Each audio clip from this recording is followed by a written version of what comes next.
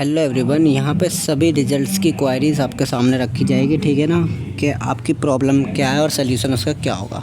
सबसे पहले आपको पता है आपके जो बीए प्रोग्राम का रिजल्ट था वो डिक्लेयर हो चुका है 6 सेमेस्टर वाले। ठीक है ना, रिजल्ट चेक करने का प्रोसेस आपको पता ही है। बाकी एक बार मैं आपको यहाँ पे इजीली समझा देता हूँ। सिंपली आप वेबसाइट पर आ जाओगे। ठीक है, यहाँ पे देख सकते हैं यूजी फर्स्ट सेमेस्टर वाले जो रिजल्ट है किन किन का डिक्लेयर हो चुका है, बीकॉम प्रोग्राम और बीए प्रोग्राम का, और 6 सेमेस्टर में सभी कोर्सेज का रिजल्ट डिक्लेयर हो चुका है। जोन सा भी आपका यहाँ पे इजीली रिजल्ट लिंक पर जाके यहाँ पे आप जाएंगे और यहाँ पे अपने school of open learning select करेंगे, एग्ज़ाम रोल नंबर नीचे डालेंगे। ठीक है, और लास्ट में डीओ भी डालेंगे अपनी पूरी, और यहाँ पे अपना कैप्चा कोड डाल के प्रिंट कर लेंगे।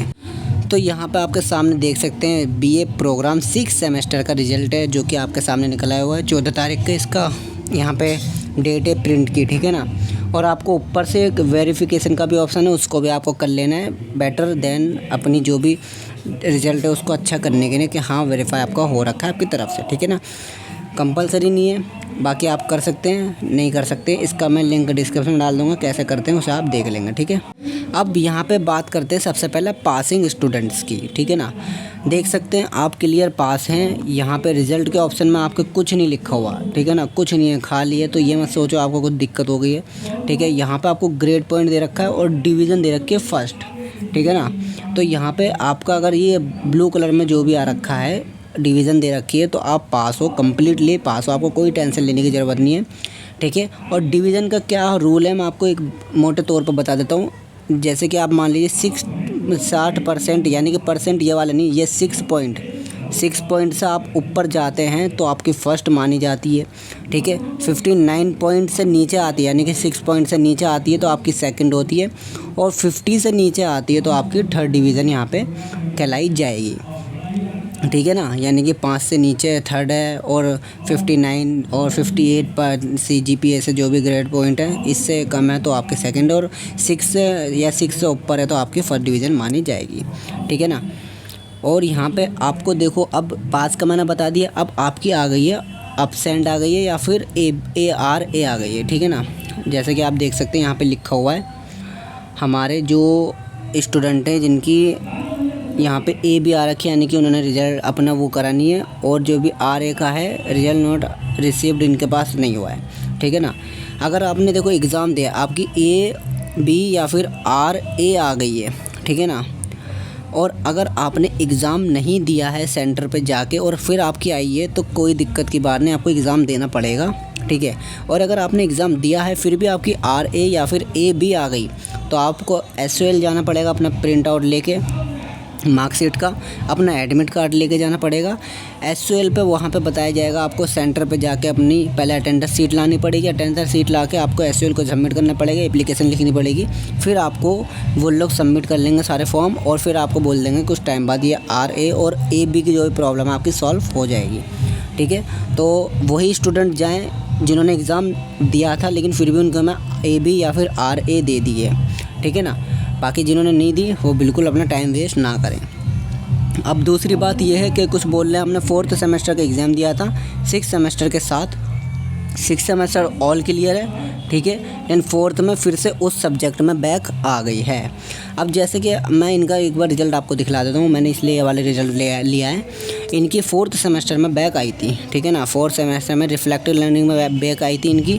ठीक है, और हमारे 6 सेमेस्टर में इन्होंने एग्ज़ाम दिए थे, 6 में इनकी क्लियर है, 4th में भी इनका क्लियर है। ठीक है ना, ये स्टार है, स्टार का मतलब आपको मैं एक मोटे तौर पर बता देता हूँ क्या है मीनिंग। ठीक है, यहाँ पे अपीयरिंग स्टेटस है ये। ठीक है ना, ये लिखा हुआ है अपीयरिंग स्टेटस, यानी कि जो आपने करंटली एग्ज़ाम दिए हैं, जैसे कि 6 सेमेस्टर के एग्ज़ाम दिए हैं, 6 के साथ 4 सेमेस्टर के एग्ज़ाम दिए हैं, और जिनका अभी रिज़ल्ट आया है उनके में ही स्टार नहीं होगा। ठीक है ना, यानी कि जो करंटली रिज़ल्ट डिक्लेयर हुआ है उनके में स्टार नहीं देता है SOL, और जिनका रिज़ल्ट डिक्लेयर हो चुका है और टाइम हो चुका है और फिर नया रिज़ल्ट उन्होंने डाउनलोड करा है और नए रिज़ल्ट में वो पास हुए हैं तो पुराने रिज़ल्ट में उनका जो स्टार है वो डाला जाएगा, बाकी नए रिज़ल्ट में नहीं डाला जाएगा। जैसे कि आप देख सकते हैं यहाँ पे 6 सेमेस्टर में किसी में भी स्टार नहीं है। इसका मतलब इन्होंने अपना 6 भी क्लियर करा है और अपना 4th सेमेस्टर भी क्लियर करा है। तो आप मेक श्योर करें कि आपका जो 4th सेमेस्टर का एग्ज़ाम आपने दिया था उसमें स्टार है या नहीं है। स्टार है तो आपका वो रिज़ल्ट नहीं आया है, और अगर स्टार नहीं है यानी कि बिल्कुल ब्लैंक है वहाँ से, तो आप फिर से उसमें क्लियर नहीं कर पाएँ। यही रीज़न है कि आपकी बैक आ गई है फिर से उस सब्जेक्ट में। अब करते हैं फ़ेल वाले स्टूडेंट्स की बात। जो हमारे फ़ेल स्टूडेंट्स हैं उनको क्या करना हो, सबसे पहले आप चेक करें अपना एग्ज़ाम जो भी आपने दिया था, अपना क्वेश्चन पेपर उठा के देखो कि आपने कितना अच्छे से एग्ज़ाम दिया है। अगर आपको लगता है 75 नंबर का है तो आपको 35 से नीचे 35 से ऊपर लाने हैं, ठीक है ना। 100 नंबर का है तो आपको 40 से ऊपर लाने हैं, ठीक है। अगर आपको इसके अकॉर्डिंग आपको लगता है कि आपके इससे ज़्यादा नंबर आ सकते हैं तो आप रीवैल्यूएशन नहीं करवा सकते हैं। डॉक्यूमेंट अपनी मार्कशीट ले जाएंगे, ठीक है, एडमिट कार्ड ले जाएंगे, वहाँ पे एक फॉर्म फिलअप करेंगे और इजीली आपको वो 1000 रुपये लेकर रीवैल्यूएशन का फॉर्म आपको भर के देना है और आपका प्रोसेस में चल जाएगा।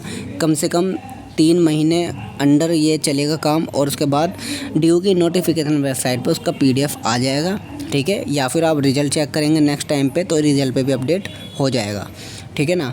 लेकिन श्योर ज़रूर हो कि आपने एग्ज़ाम बहुत अच्छे से दिया है, तभी ऐसे टाइम वेस्ट ना करें कि आपका एग्ज़ाम भी बेकार गया था और आप चले गए, फिर आपका 1000 रुपये भी जाएंगे और आपको कुछ होगा भी नहीं, ठीक है। बात करते हैं यहाँ पे ये 6 सेमेस्टर का एग्ज़ाम कब होगा। 6 सेमेस्टर का एग्ज़ाम 1 साल के बाद होगा, यानी कि 1 साल में अब जब 6 सेमेस्टर के एग्ज़ाम होंगे तभी आपका 7वां एग्ज़ाम होगा, ठीक है ना। और 5th सेमेस्टर के एग्ज़ाम कब होंगे, जब 5th सेमेस्टर के एग्ज़ाम होंगे तब होगा 5th सेमेस्टर का एग्ज़ाम, ठीक है ना। बाकी इससे पहले आपको अभी एडमिशन जब शुरू होंगे तो आपको एडमिशन फॉर्म फिल करके इन दोनों ही या फिर जो भी आपके सब्जेक्ट में ER है उसमें आपको एडमिशन ले लेना है, ठीक है। फ़ीस कमी होगी उसमें, ठीक है ना, कोई ज़्यादा फ़ीस नहीं होगी, बाकी आप देख लेंगे, ठीक है। अब बात करते क्या क्या डॉक्यूमेंट चाहिए। आप इस मार्कशीट को कलर प्रिंट आउट निकलवा के अच्छे से एक ही पेज में आगे, ठीक है, और उसी के पीछे वाले पेज में, ठीक है ना, एक ही पेज में आगे पीछे आप निकलवा लेंगे। फ्रंट पेज को आगे, सेकंड पेज को पीछे निकलवा के अपना इसको रख लेंगे, और जब भी आपका टाइम मिले SOL जाके स्टैंप की बात कर लेंगे, स्टैंप लगवा के इसको लेमिनेशन करवा के रख लो। आपको इसके सिवा और कोई मार्कशीट नहीं दी जाएगी, ठीक है ना, ये आपकी इम्पोर्टेंट मार्कशीट है, ठीक है। दूसरा, हमारा प्रोविज़नल सर्टिफिकेट आपको 10 से 15 दिन के अंदर देखने को मिल जाएगा कि अपलोड होना शुरू हो जाएगा। वर्किंग डेज 10 से 15 दिन में आपको प्रोविज़नल सर्टिफिकेट देखने को मिल जाएगा। तीसरा, आपको 1 साल के अंदर डिग्री मिलेगी, ठीक है ना। जैसे ही डिग्री मिलेगी आपको इन्फॉर्मेशन दी जाएगी। सारी इन्फॉर्मेशन को नहीं, वीडियो को लाइक करो, चैनल को ज़रूर सब्सक्राइब रखें ताकि सारी इन्फॉर्मेशन आपको मिल पाए। Thank you.